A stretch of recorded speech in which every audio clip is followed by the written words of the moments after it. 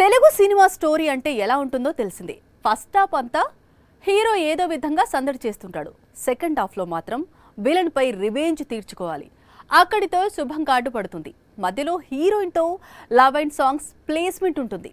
కానీ ఇటీవలి కాలం హీరోకు heroines shock ఇస్తున్నారు. మహేష్ బాబు అంతటి స్టార్ హీరోను సింపుల్గా మోసం చేసింది మహానటి.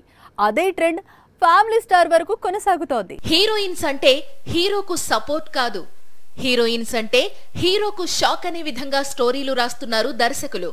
హీరోకు విలన్స్ తో పని లేకుండా హీరోయిన్స్ ప్రాబ్లమ్స్ తీసుకొస్తున్నారు. లాస్ట్ ఇయర్ బేబీ స్టోరీ తెలుసుగా.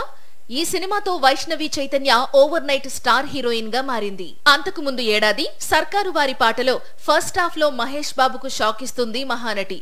సినిమాలో వీరి ఎపిసోడ్ హైలైట్ గా నిలిచింది. ఇక టిల్లు సంగతి తెలిసిందే.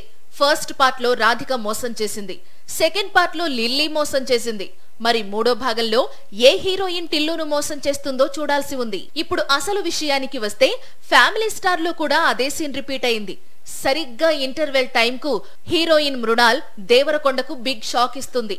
ఆ షాక్ నుంచి తేరుకోవడానికి హీరో సెకండ్ హాఫ్ మొత్తం టైం తీసుకుంటాడు. ఏది ఏమైనా హీరోయిన్స్ నెగటివ్ షేడ్స్ లో కనిపించడం ఇప్పుడు ట్రెండ్ గా మారింది.